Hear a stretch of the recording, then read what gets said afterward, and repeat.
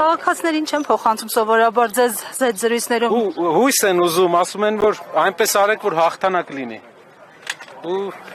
մենք ամեն ինչ անելու ենք, որ հաղթանակ լինի, Զարուհի ջան։ Նիկոլ Փաշինյանը օրինակ ազգային ժողովում ասաց, որ ընդդիմադիրները նույնիսկ անձողիկը չեն հաղթահարելու։ Իրենց մոտ սովորություն է դարձել, միշտ ինչ որ բաներ են ասում, խոսք են տալիս, վերջում տեղի ունենում լրիվ հակառակը։ Այսքան ժամանակ մի բան են խոսք տվելու արել, էդի կասենք հետո ինչ են խոսք տվելու արել։ Իսկ մնացողը ինչ խոսք են տվել չի կատարվել։ Արդյունքն եմ ես ասում։ Ամեն դեպքում դրսի սցենարներ են ակնարկում։ Երբ ասում են պատերազմի ինչ որ կուսակցություն, եռագլուխ, ես ուզում եմ ասել, որ պատերազմի 300,000 գլուխ ունեցող կուսակցությունը իրենք են, այն 300,000 մարդը հարևան երկրից, ում ուզում են իրենք բերեն մեր երկիր։ 300,000 գլուխ անոց պատերազմի կուսակցությունը ԿՊՆ-ա, որ ուզում է Հայաստան բերի օտարածին, օտար երկրացի մեզ թշնամի համարող ազգի, որ չի կարողանալու մերժի իր նոր ընկերոջը, որպեսզի Հայաստանը մաքուր պահի դրսի ազդեցություններից։ Ինչ իր նոր ընկերը ասում է, նա անում է։ Պարոն Կարապետյան, մտապահություններ են հնչում, որ հնարավոր է ձեր կուսակցությունը չգրանցեն, հատկապես եթե այսքան քրեական գործեր են սկսում նարուցել։ Դա լավ մտավախություններ են, ինչ առումով։ Եթե քաղաքացիական պայմանագիր կուսակցությունը երբ սկսում է խոսալ կուսակցությունը չգրանցելու մասին, այդ ժամանակ մեր հայրենակիցները կարող են վստահ լինել, որ նրանք վստահ են, որ չեն հաղթելու մեզ։ Այսինքն նրանք վստահ են, որ պարտվելու են, այդ ժամանակ են գնում միայն կուսակցությունը տեխնիկապես խոչընդոտելու ճանապարհին։ Այլընտրանք ունեք, չէ՞, այս պահին եւ Այլընտրանք կա, բայց մեր հույսը իհարկե ժողովրդավարական երկրի ճանապարհով գնա մեր երկիրը։ Պետք է իշխանությունների փոփոխությունը բնականից լինի։ Եկել են, խոսք են տվել, չեն արել, պետք է գնան։ 8 տարի իշխել են, 8 տարվա մեջ երկիրը աղքատության մեջ է։ Ոչ մի որակական փոփոխություն չեն արել, թող գնան։ Ամենի փոխարեն ասում են խաղաղություն են բերել, ոչ մի կրակոց չի եղել Այո, հետաքրքիր է, բայց ով է պատերազմ բերել, որ հետո խաղաղություն է բերել։ Մենք 25 տարի խաղաղության դարաշրջան էր Հայաստանում, 23 տարի ձգում էին ինչ-որ ձև, բանակցում էին ինչ-որ ձև, ձևաչափեր կար գործող, Մինսկի խումբ եւ այլն, ով բերեց այդ պատերազմը։ Շուռ ջան, սիրելի հայրենակիցներ, ով բերեց պատերազմը, որի խաղաղությունով ձեզ ուրախացնում են։ Իրենք չեն բերել այդ պատերազմը, որի խաղաղությունով իրենք էլ ուրախացնում են։ Իրենց օրով չէ այդ ամբողջ տանջանքը, որ դուք ապրել եք, այդ ամբողջ կորուստները, որ դուք տեսել եք, ձեր հարևանների մոտ, ձեր շրջապատի ընտանիքներում, մարդկային կորուստներ, հայրենիքի կորուստ, ում օրոք է եղել, կարող է ուրիշի օրոք է եղել։ Պարոն Կարապետյան, Սամվել Կարապետյանը միջազգային հայտնիությամբ գործարար է եւ այս ընթացքում բարբերաբար ինչ-որ հայտարարություններ հնչել են նրա կալանավորման հետ կապված։ Ամփոփ կներկայացնեք, որ կենտրոններից, որ կառույցներից են եղել արձագանքներ եւ պատշաճ է գնահատում Հայաստանում գործող միջազգային կառույցների արձագանքը, որին կոնկրետ ես ականատես եւ չեմ եղել, գուցե այլ խողովակներով փոխանցել են։ Մի քանի եվրոպական կառույցներ հայտարարություններ տարածել են, մեր Մելոյան Գոհարը հենց այդ ուղղությամբ հնարավորություն կունենա ներկայացնել,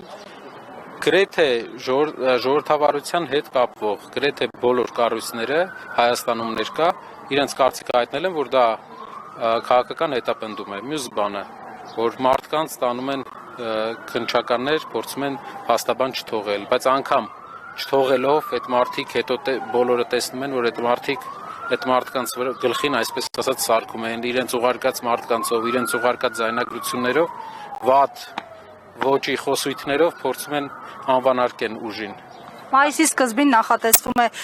եվրոպական համայնքների մեծ գագաթնաժողով Հայաստանում։ Սա դիտարկում եք, ձեր ուժը դիտարկում է որպես աջակցություն Փաշինյանին եւ ինչ որ բան կփոխի այս իրավիճակում, այդ այսպես կոչված թե աջակցությունը, ինչպես նաեւ հիբրիդային գործակալների անվան տակ Հայաստան ուղղվող գումարները, հիբրիդային գործակալների դեմ պայքարի անվան տակ։ Սորոսի հիմնադրամից միլիոններ ստացող ԿՊԱ-ական պատգամավորները ում հիբրիդն էին։ Ով էր ֆինանսավորում Սորոսի հիմնադրամին, որից ֆինանսավորվում էին ԿՊԱ-ական падգամավորները։ Ով։ Կարող է ինչ որ բաներ արգենտինացիները հետաքրքրված էին Հայաստանով, ոչ։ Իհարկե երկրներ, որոնք հետաքրքրված են Հայաստանում, Հայաստանի մեջ ինչ որ բույն դնել։ Իրենք հիբրիդի հենց սիմվոլը իրանք են։ Տասնամյակներով Սորոսի հիմնադրամից ֆինանսավորված մարդիկ։ Ձեր հացը Սորոսն է ապահովել։ Ում եք ինչ ասում։ Մեր հացը մենք ենք աշխատում։ Ձեր հացը Սորոսը։ Ով է ձեր պատվիրատուն։ Սորոսը չի եղել միշտ։ Հիմա հնարավոր է արդեն միջնորդ որպես նա չկա, արդեն վերջնական պատվիրատուն է ձեր այդ միանգամից աշխատում։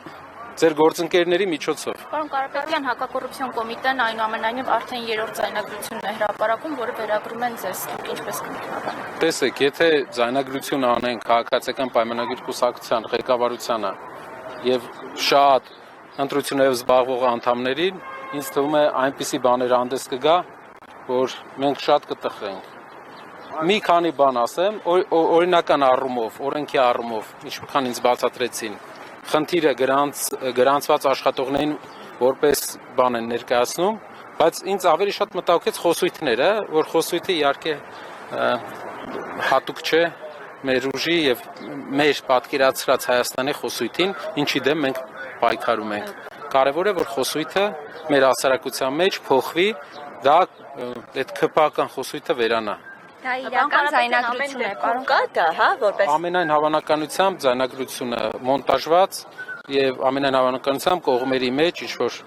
ուղարկված մարդկանցով ձայնագրության ընթացքում էլ հարցնում են, ասում են ուղարկված ես կամ ինչ որ հատուկ եք անում, ինչ որ տենց բաներ էլի կանեն, մենք հասկանում ենք, բայց մեր հանրությունը պետք է հասկանա, որ մեր ձեռագիրը հենց այդ ամեն ինչից Հայաստանը այդ շեղ այդ հրապարակված ու հիմա իշխանության ներկայացուցիչները այսպես հրապարակում են, ասում են տեսեք ժողովուրդ, իրենք ինչպես են արտահայտվում ձեր մասին, ինչպիսի խոսույթով են խոսում։ Իրենք ինչպես են արտահայտվում մեր ժողովրդի ու մեր մասին։ Ինչեր են մեզ ասում։ Ամբողջ օրը դուրս են գալիս, հենց պետք չէ գաղտնա լսել իրենց, որպեսզի տեսնել, թե իրենք ինչպես են արտահայտվում մեր ժողովրդի ու մեր մասին։ Պարոն Կարապետյան, Միացնում ես ազգային ժողովի նիստերը ու տեսնում ես ինչ են իրար հետ անում, ինչ խոսույթները պետք է փոխվի, արգելի քաղաքացիներ, մենք այս փոքր հարցերով մեզ շեղում են։ Մեր օրակարգը, կներեք, մեր օրակարգը շեղում են։ Մեր հիմնական օրակարգը պետք է լինի օր առաջ այս մեր երկիրը այս աղքատությունից դուրս գա։ Մեր հիմնական օրակարգը պետք է լինի, մարդիկ աշխատանք ունենան։ Ձեզ կարող են տասնամյակներով էլ sense պատմություններով ամեն շաբաթ մի հատ պատմությունով շեղեն։ Բայց դա չի շեղում այն ճանապարհը, որ Հայաստանում massական գյուղերում ռոռոկման ջուր չկա, արոտավայրերի խնդիր ունենք, արոտավայրերը հանձնում ենք, ծառերի հետ կապված, այգիների հետ կապված, ռոռոկման ջրերի պակասի պատճառով մեծ խնդիրներ ունենք։ Ոչ մի ջրամբար, 13 ջրամբար է խոսք տվել, 13 ջրամբար է խոսք տվել, 1 ջրամբար ոնց որ ստացվեց 5 տարում 13 ջրամբարից 1 ջրամբար է ոնց որ ստացվել։ Բայց թրիպել է ստացվել, ասում են, թրիպը մեզ հնարավորություն է բերելու, ասում են։ Անցած ընտրություններն էլ ուրիշ բան են խոսք տալի։ Ամեն ընտրությունից առաջ մեր ժողովուրդը արդեն իմունիտետ ունի, գալիս են ինչ-որ բան են խոսք տալի։ Ինչու ենք ասում պետքա փոփոխություն։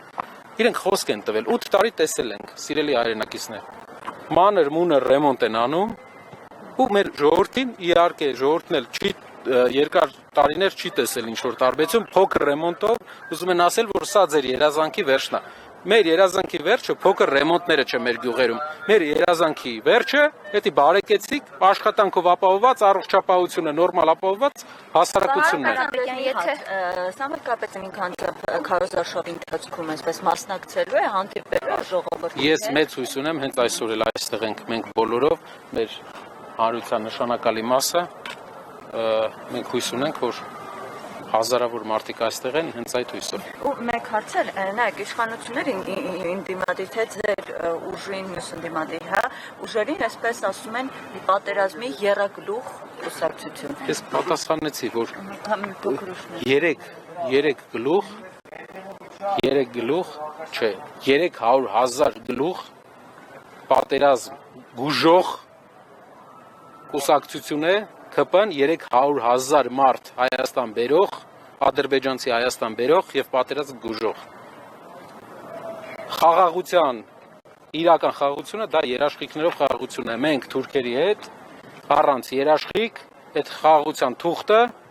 պետք է ունենա երաշխիք։ Մենք Թուրքիային չենք վստահում։ Ինքը վստահում է, ինչից է վստահում։ Որպես երաշխավոր տեսնում, որ երկիրն է օրինակ պատրաստ է որպես այդպեսի երաշխավոր հասկանանք, ուղղակի մենք հնարավոր կլինի հարցեր տալ։ որպես երաշխավոր օրինակ էս բանը։ Տարածաշրջանային երկրներ կան, որոնք հայտարարել են, որ Հայաստանի տարածքային ամբողջականությունը իրենց համար կարմիր գիծ է։ Պարոն Կարապետյան, եթե ասում Մեր հարևան երկրները, նաև կա Ամերիկա, Միացյալ Նահանգները, ով տրիպի նաև որպես վկա է,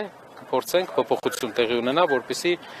որպես երաշխիքներով հանդես գա։ Եթե ձայնագրության մեջ խնդրահարույց ոչինչ չկա, ինչ է կուսակցության ենթադրաբար աշխատակիցը գրասենյակի ասում, բաց կապով մի խոսեք, դա ինչի մասն է խոսում, ինչ է նշանակում։ Երևի տեղեկատվական հիգիենայի հետ կապված հարցեր են։ Նորմալ է, որ օրինակ ասում են այնտեղ ալիկը շալվար է առել, 200,000 տալիս ենք, 100,000 կտանք։ Ասեմ,